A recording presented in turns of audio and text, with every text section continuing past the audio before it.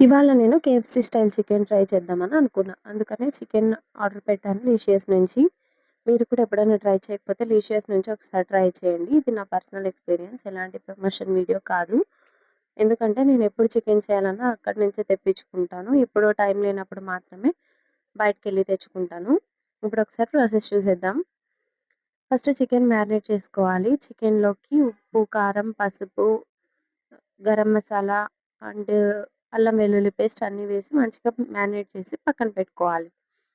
Chicken marinate చేసి పక్కన పెట్టుకున్న తర్వాత కొంచెం మైదా, అందులోకి 2 స్పూన్ల కార్న్‌ఫ్లోర్ వేసి కారం, ధనియాల పొడి, మిరియాల పొడి, గరం మసాలా ఇవన్నీ వేస్తే టేస్ట్ చాలా బావుంటుందండి. ఒకసారి ట్రై చేయండి. అన్నీ వేసి మంచిగా కలుపుకొని పిండి పక్కన పెట్టుకోవాలి.